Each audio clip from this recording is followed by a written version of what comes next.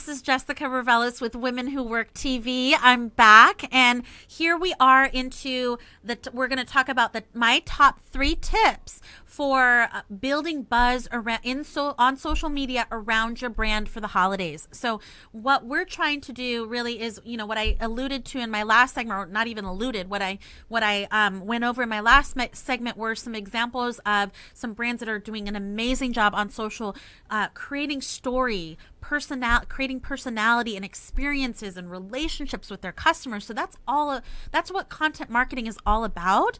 And so what I want to get into now is kind of, I guess you could call it a formula or an approach, but my best practices and strategies for creating buzz on social media around your brand, specifically in thinking about holiday marketing. But really, I want to encourage you to use these strategies for any type of promotion that you're running, or any type of a special occasion, event, holiday, whatever it might be. But the holidays are really, it's really a great time to be inventive, and to do something different and cutting edge, and really just kind of, experiment with things that might seem even like a little out there, but you never know. That's kind of how stuff goes viral, is that, you have an idea that's maybe a little bit out there, a little off, from just kind of all the noise that's happening online. But you never know. Sometimes that takes off, and that could be what creates a viral sensation for your brand. Who knows? So my first tip really is, I have here, align your promo or your offer or whatever it is around your mission. So you really want to, give away or discount or create storyline around something that's meaningful. So I always encourage clients to look introspectively and think about, well, what is my mission? Not what am I selling, not how much money can I make, but really, where is the core of why I started this business, of what is the personal meaning around why the business exists? How did you come up with these products? How did you come up with these services? What is your passion? And I think what happens is when we look at when we start with our passion, then we can start to get an idea as business owners, as entrepreneurs, as leaders in our industries. We can get a better and clearer idea of how to reach customers, because the reason that we started is what's going to propel us forward. And that's what's going to sell to customers, not necessarily even the actual product or service, but it's the why behind what you're doing. So it's really, I think, tapping into your passion and then drawing from there your mission. So if you can lead with passion and your mission and align that somehow with whatever it is you are actually promoting, that's going to have more value for your customers. That's what's going to really resonate with people, because they're buying you first. They're buying, who your company is, your why, your about. Not necessarily even always at first the product or the service. Because if you think about it, there's, you're on the market for a lipstick, right? How many thousands of lipsticks are out there available? How many thousands of brands that make lipsticks are out there and available, just in a simple search, or just picking up something, at the drugstore or at Sephora. So people, they have hundreds, thousands of choices to choose from. How do you stand out apart from everyone else, from the competition? And I just think it's not even about competition. It's about you. What unique thing do you bring to the table?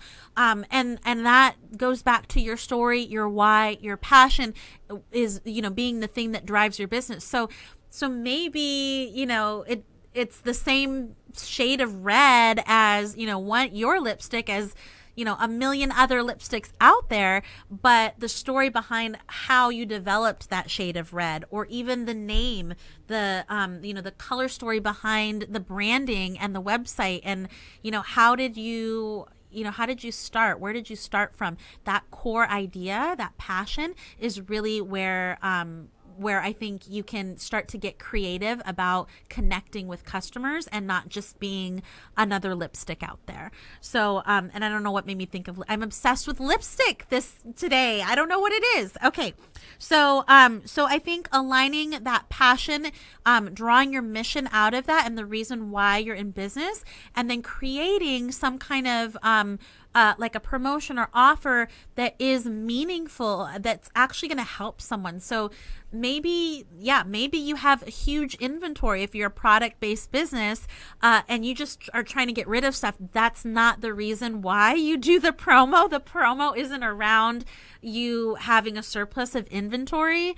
It's really around, what meaningful thing can I give to my customers? I do it in my business. I need to market it more, but in my business as a writer, editor, in marketing, when I work with clients, I always give something away or discount it. A lot of times I'll work with price ranges and different budgets, and I can bring the price down depending on what kind of terms we're going into. Is it a long-term contract? Is it an ongoing relationship? And when I do that, that extra thing that I offer is always really meaningful to the client. It's not just some freebie that doesn't mean anything to me or to them, frankly.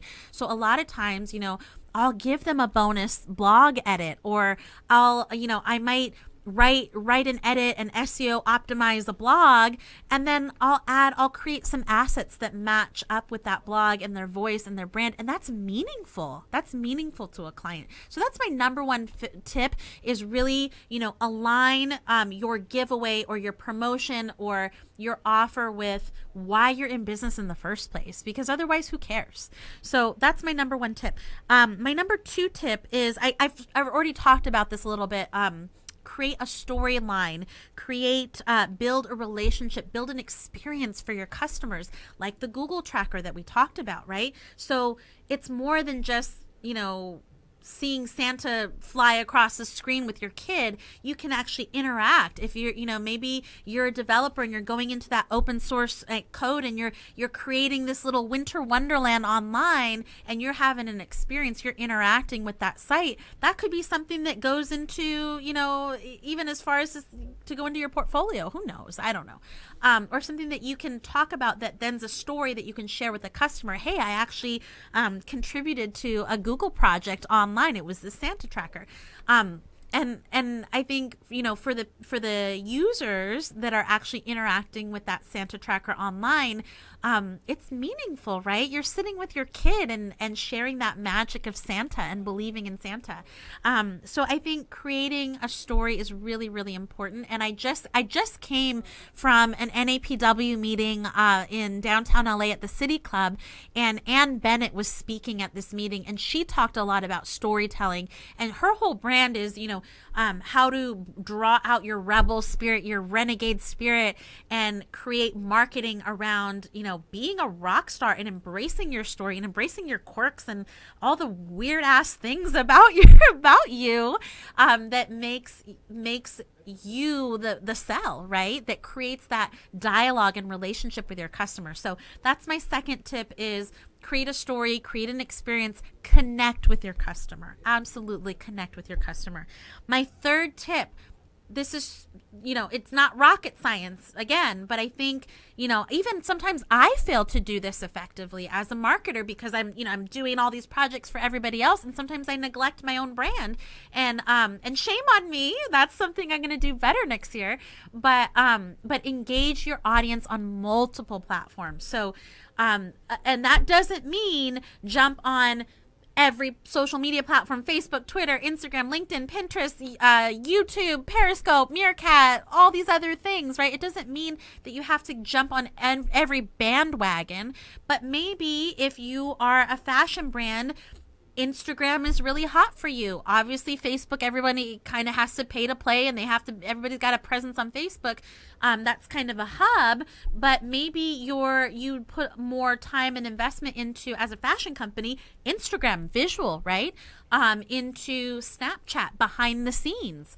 So Facebook Live, even, as a more current way to compete, using an older platform like Facebook, this big giant platform that everybody's on. So I think engaging with your audience on multiple platforms, but that work for you. So, for my brand, I get a lot more traction on on Instagram and Twitter than I really do on Facebook. So I move toward putting my time, attention, and investment in those areas.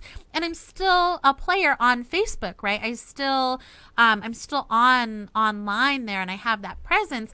But really, where I connect with my customers and people that I network with is really on Instagram and Twitter. And there's a lot of strategies that I use to do that are successful, and then some that aren't successful, so I dropped it. Periscope for me has been working, to grow my Twitter audience. So that's a strategy that works for me. It doesn't work for everybody else. It depends on your brand and voice. It also depends on your industry and what it is that you're selling. Is it a product, service? Is it something that's mobile? Is it do you have to go like Hotel Tonight? Do you have to actually go to the website to interact? So you have to think about your customer base, those target audiences that you have. How do they respond? Where are they? Which platforms are they on? What resonates with them the best? And your industry and what type of product or service you're actually selling.